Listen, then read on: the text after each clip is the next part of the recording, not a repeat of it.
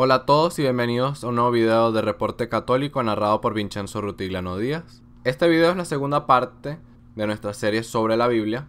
En la descripción pueden conseguir el video anterior. En este video vamos a hablar sobre la traducción de la Biblia al latín llamada la Vulgata de San Jerónimo. San Jerónimo fue un estudioso de la Biblia que logró traducirla al latín a petición del Papa Dámaso I. Entonces vamos a ver cómo lo hizo, qué tiene esta traducción y por qué es importante para la iglesia. ¿Qué contiene la Vulgata? Jerónimo fue desde Roma hasta Belén, donde tuvo acceso a los manuscritos hebreos de esa época, del IV siglo, por lo que logró traducir los libros de la Biblia judía al latín directo desde el idioma original, excepto los salmos, que los tradujo del griego. Eventualmente tradujo los salmos desde el hebreo, pero no fueron incluidos en la Vulgata. Tobías y Judith fueron traducidos desde el arameo, por lo que vemos que todos estos libros, alrededor de un 75% del Antiguo Testamento, fue traducido directo desde el hebreo, los idiomas originales, hasta el latín.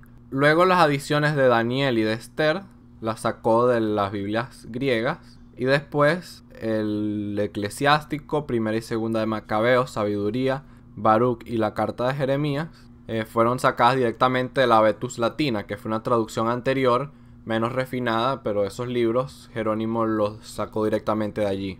Después tradujo Mateo, Marcos, Lucas y Juan desde el griego, y el resto de los libros del Nuevo Testamento los sacó de la Vetus Latina, pero revisándolos, es decir, comparando con los manuscritos griegos. La Vulgata de San Jerónimo incluyó algunos libros que ya no están en la Biblia católica, por ejemplo, la oración de Manasés, Primera de Esdras y Segunda de Esdras, y la Epístola a los Laodicenses. Los primeros dos son parte de la Biblia ortodoxa y los segundos fueron totalmente rechazados por la iglesia. San Jerónimo tenía dudas. Se le pidió crear una nueva traducción al latín de las escrituras. Era hebraísta, considerando que las escrituras hebreas eran superiores. Como tal, se mostró reacio a traducir los libros que no se encontraban en la colección hebrea.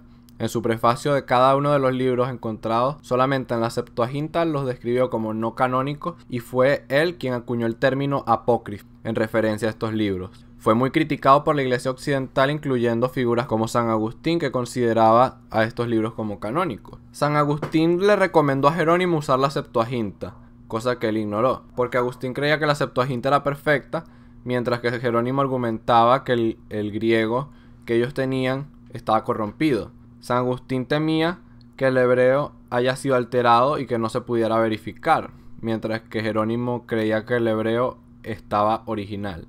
Agustín le pidió a Jerónimo que pusiera las notas de las diferencias en la traducción al latín, pero este lo ignoró, y también Agustín tenía miedo de rechazar la Septuaginta pensando que podría romper la unidad con el Oriente. Vemos pues que si bien Jerónimo tenía razón en el que los manuscritos griegos que muchos tenían de Orígenes habían sido corrompidos, al mismo tiempo los puntos que decía Agustín eran verdad. El texto hebreo también había sido alterado por los judíos, y también rechazar la Septuaginta causó una ruptura eventualmente con el Oriente.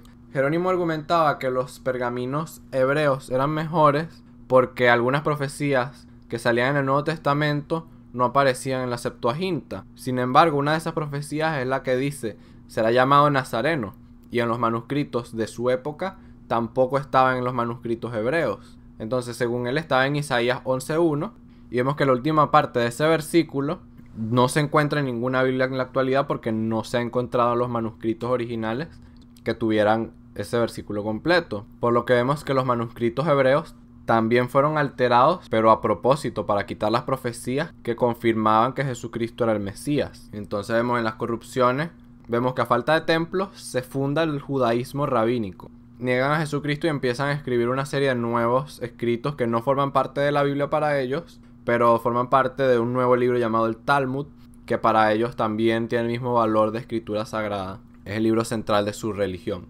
Entonces, Ireneo de Lyon y Orígenes de Alejandría nos dicen que en efecto los judíos corrompieron las escrituras para negar que Jesucristo era el Mesías. Los Salmos e Isaías fueron especialmente alterados, sobre todo los que son citados en el Nuevo Testamento. Luego vemos aquí un árbol de copia de manuscrito. Vemos que de los manuscritos originales se copian los pergaminos del Segundo Templo y la Septuaginta. Entonces los pergaminos del Segundo Templo se pierden cuando es destruido, pero de ahí se habían copiado los manuscritos del Mar Muerto, Qumran, que tenemos algunos en la actualidad, los manuscritos de algunos judíos después de la destrucción del templo, que son los que usó San Jerónimo, y después los textos masoréticos aparece ahí, que es el texto hebreo que se escribió alrededor de los años 900, que sobrevivió hasta la actualidad. La mayoría de Biblias críticas lo utilizan. Entonces vemos aquí varias traducciones y revisiones griegas, que algunas fueron hechas a propósito, como el texto simático y del de Aquila, para tratar de competir con la Septuaginta,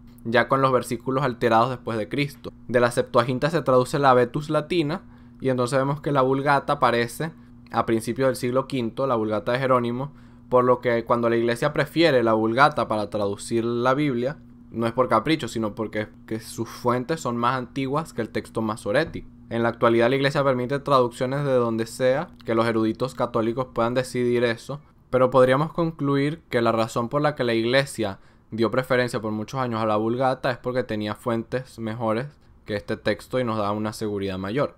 Vemos que del siglo V en adelante el canon es fijado a pesar de las dudas de Jerónimo. Eso no fue un impedimento, usó su Vulgata, su traducción. En la iglesia de Oriente se sigue utilizando la Septuaginta. Los deuterocanónicos fueron aceptados finalmente para ellos en el segundo concilio de Nicea. Y los judíos escriben el Talmud, rechazan a Jesucristo, la Septuaginta y los deuterocanónicos. Entonces vamos a terminar el video con las ediciones de la Vulgata. La original, la de San Jerónimo, es el resultado del concilio de Roma.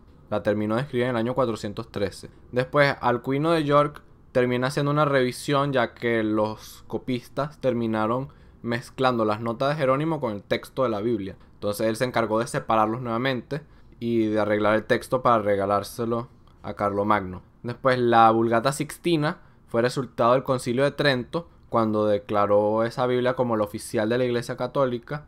Y después la Vulgata Clementina 2 años después, con las correcciones.